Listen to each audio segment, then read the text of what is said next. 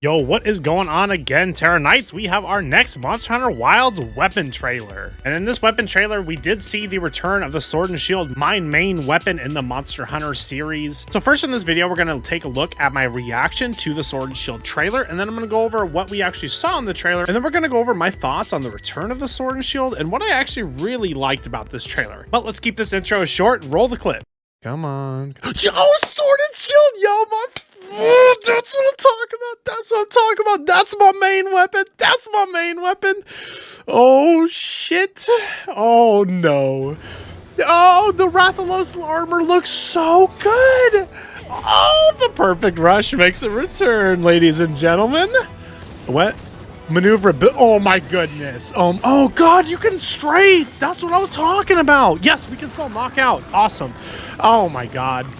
Oh, I love the strafing, dude. Why do I love that?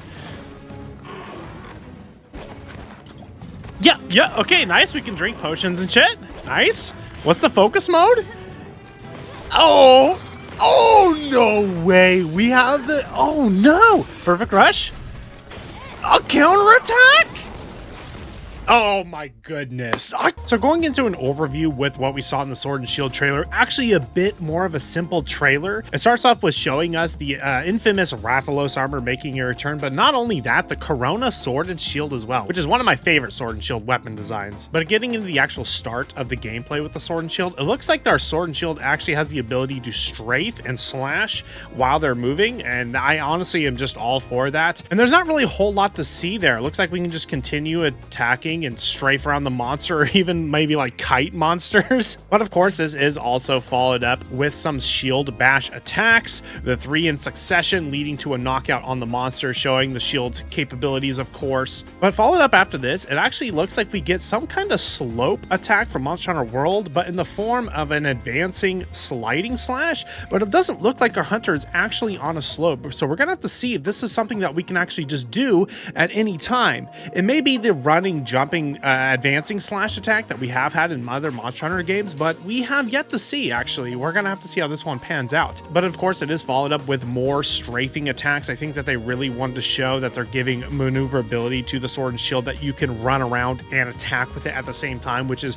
going to be absolutely revolutionary for the Sword and Shield, I think. And then of course we see the ability to guard with the shield part of the Sword and Shield. Pretty obvious stuff there. And then we also see the return of using items while the weapon is drawn, which the Sword and Shield is also just no stranger to. That's been in the Monster Hunter series for a pretty long time. Now, getting into the focus mode part of the trailer, it looks as though we're able to stab into the monster with the sword and launch ourselves up with an uppercut from the shield and a return to form with the falling shield bash, which is the original like best damage in Monster Hunter World base game without the Iceborne expansion. So I'm really happy to see a return to this and actually have it be viable, because when Perfect Rush came out, it kind of overshadowed that attack ability actually, and as that used to be the best damage for like Sword and Shield in Monster Hunter World, I'm really happy to see that they incorporated a move in the older game into the focus mode attack, which gives it it makes it more viable to use again. And then we see the return of the Perfect Rush combo for Monster Hunter World, but we actually don't see how the Perfect Rush ends in this trailer, which makes me speculate on how it's going to end. Maybe it has different endings. Who knows, Capcom, huh? Come on, tell us.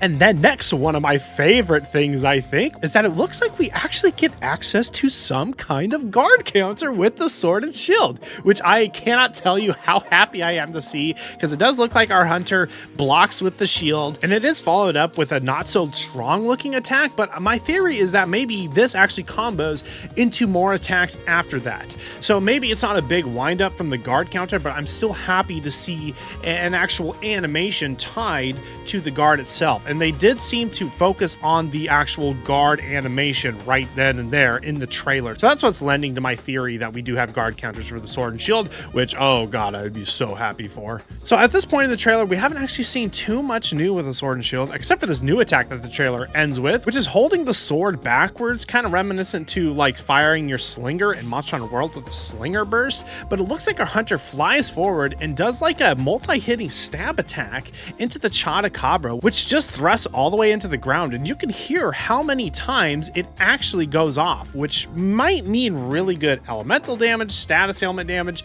really good damage in general. I don't really know. We don't actually know how this is going to work out because we don't actually see how our hunter gets into this stance or something like that.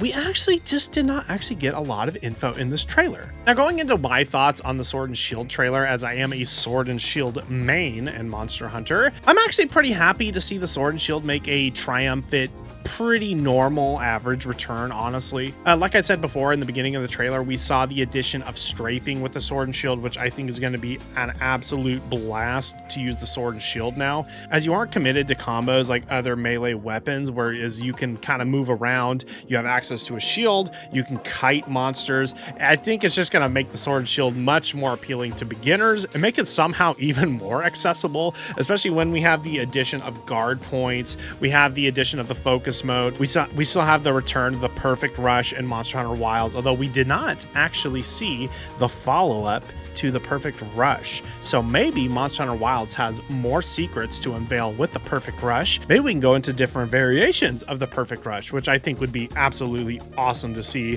Otherwise, we saw the advancing sliding slash up to the Chotacabra like early on in the video, which reminded me of the slope attacks from Monster Hunter World, just in a more freeform state.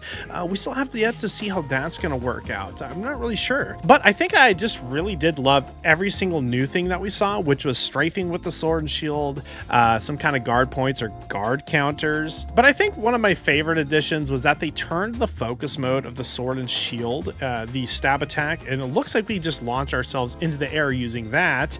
And I like that they incorporated the move from Monster Hunter World, which is one of my favorite moves aesthetically. Falling shield bash on the monster, just a punch in the head is just like something that like I would always dream of doing in a fantasy setting. So I'm happy to see that they're actually making it useful to do, as focus mode is going to be a very big focal point of Monster Hunter Wilds, and I just am very happy that they're incorporating a lot of what makes the Sword and Shield so awesome in the first place into Monster Hunter Wilds in a very fun and unique way, which gives it more meaning and life. And I'm actually so happy. I probably will be using Sword and Shield on launch, guys. I know I said in the last trailer it might be light bowgun. I don't know, man. I'm a Sword and Shield main at heart. It's the classic, it's the OG, it fits every situation, and you truly are a jack of all trades, but even further beyond. You are a master of hunters. You can do good elemental damage, status ailment damage, knock out enemies, you have guarding capabilities, you're very mobile. I don't know, man. I just love the Sword and Shield, and I'm super happy to see it return in Monster Hunter Wild in such an excellent form. But that's going to wrap up today's video, guys and gals, for the Monster Hunter Wilds weapon trailers. Like I said before in the other videos, stay tuned for the next few nights. We will be releasing more videos and shorts on the weapon trailers as they come. Otherwise, I'll see you guys in tomorrow's live stream. That's it for me today. I'm signing off. This has been Terroriza, and I'll catch y'all in the next one. Peace out.